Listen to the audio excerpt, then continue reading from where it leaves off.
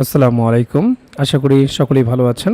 সামনে যাদের primary viva পরীক্ষা রয়েছে এবং রাষ্ট্রবিজ্ঞান নিয়ে যারা পড়াশোনা করেছেন, আশা করছি এই ভিডিওটি আপনাদের অত্যন্ত উপকারে আসবে।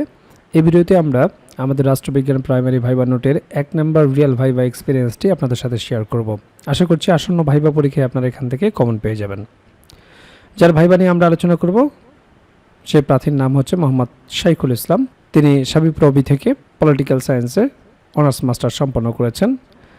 তিনি হবিগঞ্জ জেলা থেকে ভাইবা পরীক্ষায় অংশগ্রহণ করেছেন। তো যারা হবিগঞ্জ জেলা থেকে ভাইবা পরীক্ষায় অংশগ্রহণ করবেন, আপনাদের জন্য তো খুবই গুরুত্বপূর্ণ। সেই সাথে অন্যান্য জেলা থেকে যারা রাষ্ট্রবিজ্ঞান থেকে ভাইবা পরীক্ষায় অংশগ্রহণ করবেন, আপনারা দেখে নিতে পারেন যে ভাইবা বোর্ডে আপনাদের কোন ধরনের প্রশ্নগুলো জিজ্ঞেস করতে পারেন। তো তাকে প্রায় 7-8 মিনিটের মতো ভাইবা বোর্ডে রেখেছিলেন। যেমনটি ছিল তার ভাইবা, প্রথমে সালাম দিয়ে অনুমতি নিয়ে প্রবেশ করলাম। তো এখানে আপনারা যেটা করবেন সেটা হচ্ছে প্রথমে প্রবেশের অনুমতি চাইবেন, এরপরে নিকটে গিয়ে সালাম দিবেন, যদি বসতে বলে ধন্যবাদ দিয়ে বসবেন। এটাই হচ্ছে সঠিক প্রসেস। এরপর এডিসি স্যার জিজ্ঞেস করলেন কোন সাবজেক্টে পড়াশোনা করেছেন। তো তিনি রাষ্ট্রবিজ্ঞান বিষয়ে পড়াশোনা করেছেন। এরপর এডিসি স্যার জিজ্ঞেস করলেন গুড, তাহলে বলেন রাষ্ট্রের মূলনীতি কয়টা। তো রাষ্ট্রের মূলনীতি হচ্ছে 4টা: জাতীয়তাবাদ, সমাজতন্ত্র, গণতন্ত্র এবং ধর্মনিরপেক্ষতা। তবে এখানে ভাইবা বোর্ড কিন্তু জানতে চায়নি সেগুলো কি কি। যা জানতে চাইবে কাট টু কাট সেটাই বলবেন এবং এমনভাবে বলার চেষ্টা করবেন যাতে পরবর্তী প্রশ্নটা সেখান থেকেই হয়।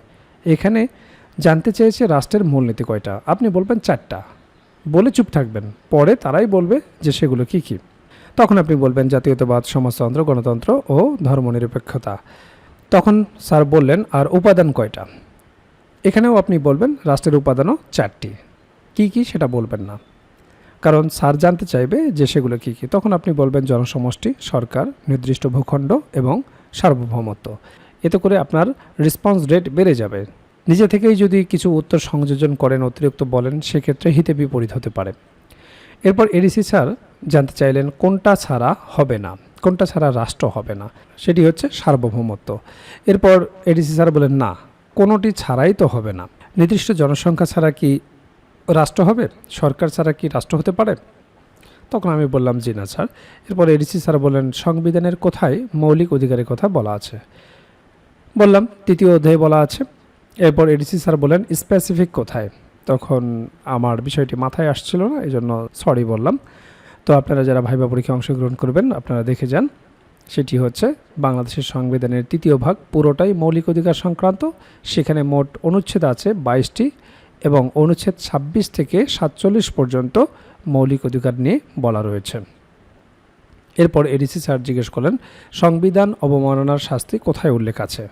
তো এটাও আমার মনে আসছে না, এজন্য সরি বললাম। তো এই বিষয়গুলো কিন্তু অবশ্যই আপনাদেরকে দেখে যেতে হবে। রাষ্ট্রবিজ্ঞান নিয়ে যারা পড়াশোনা করেছেন, সামনে যারা ভাইবা পরীক্ষায় অংশগ্রহণ করবেন, সংবিধান থেকে এই বিষয়গুলো অবশ্যই আপনাদেরকে ভালো মতো দেখে যেতে হবে। আর এই বিষয়গুলো নিয়েই আমরা রাষ্ট্রবিজ্ঞানের উপর প্রাইমারি ভাইবা নোট তৈরি করেছি, একেবারে গুছিয়ে। অনেক প্রার্থী আমাদের কাছ থেকে ইতিমধ্যে এই নোটগুলো সংগ্রহ করেছেন, তারা জানেন কত সুন্দরভাবে এগুলো গুছিয়ে উপস্থাপন করা হয়েছে। যাই হোক, সংবিধান অবমাননার শাস্তি, এটা 7-1 খ উপধারায় এই সংবিধান বা ইহার কোনো বিধানের প্রতি নাগরিকের আস্থা, বিশ্বাস বা প্রত্যয় পরাহত করিলে কিংবা উহা করিবার জন্য উদ্যোগ গ্রহণ বা ষড়যন্ত্র করিলে তাহার এই কার্য রাষ্ট্রদ্রোহিতা হইবে এবং ওই ব্যক্তিকে রাষ্ট্রদ্রোহিতার অপরাধে দোষী সাব্যস্ত হইবে। ঠিক আছে, আর যদি ধারাটা বলতে বলো সেক্ষেত্রে আপনারা সেটি বলবেন। এরপর এডিসি স্যার বলেন স্পেসিফিক নাই, তবে সংবিধান অবমাননা রাষ্ট্রদ্রোহিতা শামিল আর রাষ্ট্রদ্রোহিতার শাস্তি মৃত্যুদণ্ড। এরপর তিনি ট্রান্সলেশন জিজ্ঞেস করলেন, বললেন 5টা বাজতে 15 মিনিট বাকি, এর ইংরেজি কী হবে? বললাম ইট ইজ 4:45। এরপর স্যার বলেন হ্যাঁ, এটার আধুনিক একটা ইংরেজি আছে, সেটি কি? তো বললাম ইট ইজ 15:05। তো আপনারা জানেন যে প্রাইমারি ভাইবাই অবশ্যই আপনাকে 2-4টি অনুবাদ জিজ্ঞেস করবে। আর ভাইবা অনুবাদ নিয়ে আমাদের একটা নোট আছে, সেখানে টপিক ওয়াইজ অনুবাদগুলো সাজানো হয়েছে। ভাইবা অনুবাদের নোটগুলো প্র্যাকটিস করে গেলেই আপনাদের জন্য যথেষ্ট হবে ইনশাআল্লাহ। এরপর এডিসি স্যার বলেন আচ্ছা আপনি ধরুন, ডিপিও স্যারকে ইঙ্গিত করে বললেন আর কি। ডিপিও স্যার তখন আমাকে জিজ্ঞেস করলেন আপনি তো প্রাইমারিতে চাকরি করবেন, আপনার প্রাইমারি স্কুলের নাম বলেন। তো আমি বললাম।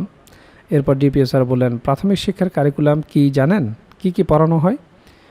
তো আমি বললাম বাংলা, ইংরেজি, গণিত, ধর্মশিক্ষা, সমাজবিজ্ঞান। কিন্তু ডিপিও স্যার বললেন সমাজবিজ্ঞানের স্পেসিফিক নাম কি? তো আমি বললাম বাংলাদেশ ও বিশ্ব পরিচয়।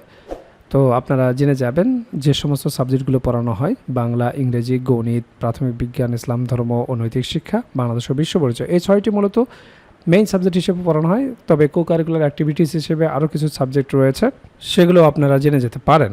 এরপর এডিসি স্যারের পাশে আরেকজন স্যার ছিলেন, উনি বললেন সাংবিধানিক পদের নাম বলেন। যেহেতু রাষ্ট্রবিজ্ঞানে পড়াশোনা করেছেন, এই প্রশ্নগুলো আপনাকে জিজ্ঞেস করবে। তো আমার মাথায় রাষ্ট্রপতি, প্রধানমন্ত্রী আসলো নির্বাচন কমিশনার, মহা হিসাব নিরীক্ষক, পিএসসি চেয়ারম্যান, এগুলোই। তো আপনারা যারা ভাইবা পরীক্ষায় অংশগ্রহণ করবেন, আমরা এই নোটগুলো এমনভাবেই উত্তর সংযোজন করেছি যেখানে অ্যাপ্রোপ্রিয়েট উত্তর হওয়া দরকার, সেখানে আমরা সেভাবেই সংযোজন করেছি। তো আপনারা দেখে নেন, রাষ্ট্রপতি, প্রধানমন্ত্রী, মন্ত্রী, প্রতিমন্ত্রী এবং উপমন্ত্রী, স্পিকার এবং ডেপুটি স্পিকার, সংসদ সদস্যগণ, অ্যাটর্নি জেনারেল, প্রধান বিচারপতি এবং অন্যান্য বিচারপতি, নির্বাচন কমিশনারের সভাপতি ও সদস্যগণ, সরকারি কমিশনারের চেয়ারম্যান, হিসাব নিরীক্ষক ও নিয়ন্ত্রক, এই সবগুলোই হচ্ছে সাংবিধানিক পদ। এরপর ডিপি স্যার বলেন, ধন্যবাদ, আপনি আসুন। আমি সালাম দিয়ে বের হয়ে আসলাম।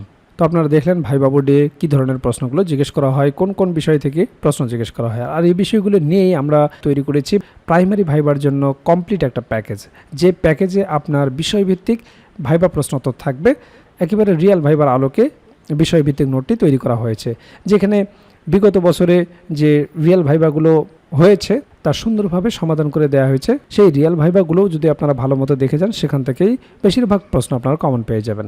এছাড়াও আপনারা জানেন যে ডিপার্টমেন্টে আপনি ভাইবা দিতে যাবেন, সেই ডিপার্টমেন্ট সম্পর্কে অবশ্যই আপনাকে প্রশ্ন জিজ্ঞেস করতে পারে। তো সেই বিষয় সম্পর্কে একটা ভাইবা নোট থাকবে, প্রাইমারি সম্পর্কিত একটা ভাইবা নোট থাকবে। প্রাইমারি ভাইবাই অবশ্যই আপনাকে অনুবাদ জিজ্ঞেস করবে, অনুবাদের উপর একটা ভাইবা নোট থাকবে, যেগুলো প্র্যাকটিস করে গেলেই যথেষ্ট।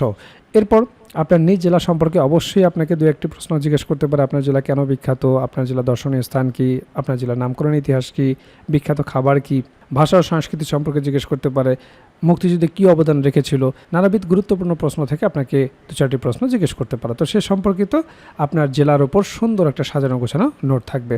এছাড়াও 1947 থেকে শুরু করে বর্তমান সমসাময়িক পর্যন্ত গুরুত্বপূর্ণ বিষয়ের উপর যে সমস্ত প্রশ্নগুলো আপনাকে জিজ্ঞেস করতে পারে, সেই বিষয়গুলো নিয়ে সুন্দরভাবে সাজানো গোছানো একটা সাধারণ জ্ঞান ভাইবা নোট থাকবে। এছাড়াও আপনারা জানেন যে প্রাইমারি ভাইবা বোর্ডে বাংলা ব্যাকরণ এবং সাহিত্য অংশ থেকে বেসিক কিছু প্রশ্ন জিজ্ঞেস করে থাকে, সে বিষয়ে একটি ভাইবা নোট থাকবে। এছাড়াও গণিতের একটি বেসিক ভাইবা নোট থাকবে। আপনারা জানেন যে পাটিগণিত, বীজগণিত এবং জ্যামিতি অংশ থেকে কিছু বেসিক প্রশ্ন জিজ্ঞেস করা হয়।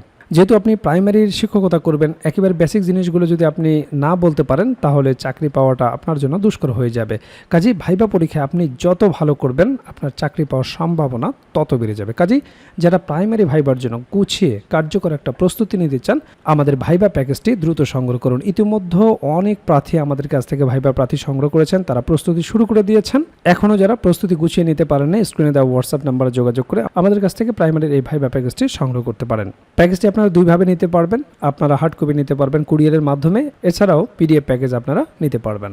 কাজেই দেরি না করে দ্রুত স্ক্রিনে দেওয়া হোয়াটসঅ্যাপ নাম্বারে যোগাযোগ করে প্যাকেজটি সংগ্রহ করুন।